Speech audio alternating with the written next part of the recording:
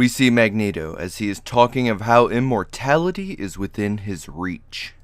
Jean, though, is skeptical as she reminds him that he's been telling everyone he's dead, and he retorts that only a select few know the truth. He began telling the story weeks ago after confronting the X-Men who had arrived and were enthralled by Lorelei, his newest artificial mutant.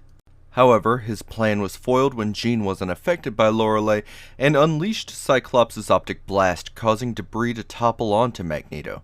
Instead of killing him, though, the weight of it all caused the floor to collapse, with him falling through and into a raging river, driving him deeper into the Savage Land. He emerged into the city when Jean wonders about the Ghost Act, and he tells her that he left his physical body and persuaded the Nugari into subservience with his astral form. Swapping to Warren, he learns the Nugari woman is called Avia and thanks her, only to find out that she is unable to speak at all. Warren feels terrible for her situation when one of the priests appears saying that other strangers have shown up in the city, and he figures it must be Beast and Cyclops while learning where they are.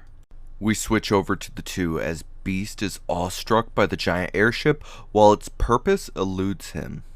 Back with Jean, Magneto tells her that the healing in the city is due to radiation from volcanic vents underground, of how it stimulates higher brain functions, allowing both incredible healing and even mild telepathy, which Jean figures what's scrambling her own abilities as the villain continues, telling how the priests discovered the volcanic energy was changing and will eventually erupt, destroying the city in a matter of days. Turning over to an airfield, we learn that Bobby, having chartered a plane, is stuck in Tierra del Fuego as the pilot tells him that it would be suicide to fly in the storm as it's so massive that it's stretched from there to Africa. However, he's determined to make it to Antarctica. Returning to Cyclops, both he and Beast register that Jean is reaching out with her telepathy, trying to make contact with them as she struggles against the scrambling effect. Magneto asks if she's still listening, and she retorts that she's not surprised at his plan at all. He tells her that she's blinded by Xavier's vision of cohabitation when Amphibious appears with something. Revealing his physical body, he moves to rejoin it as Jean tries to think of a way to stop him. She tries contacting Scott and Hank again, and connecting with them, relays everything she's learned to them while not far away. Warren is struggling to keep up with Avia as she leads him to the hangar.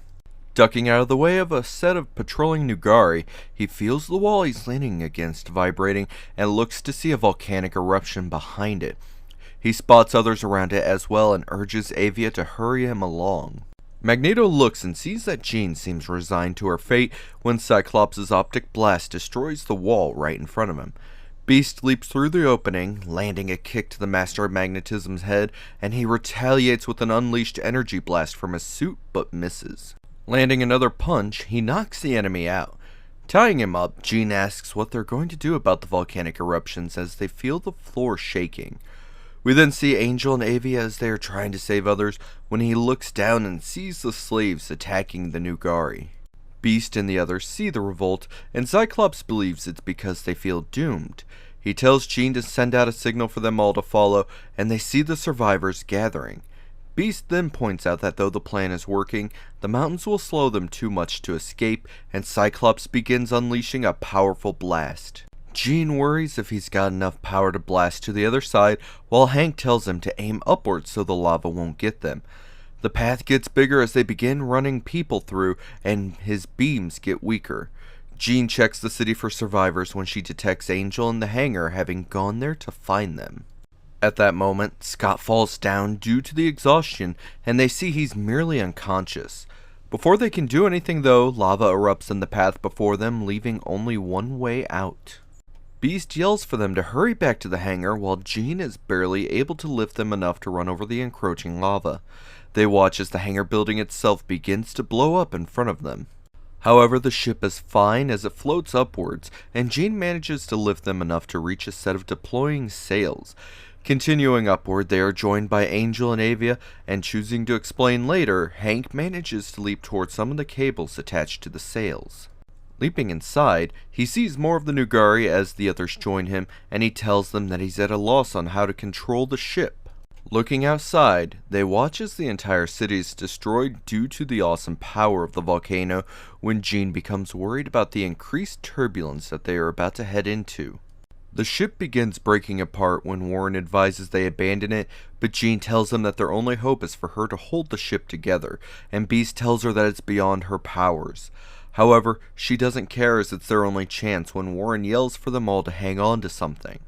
The ship is unable to handle the stress of the ferocious winds and begins to fly apart into pieces.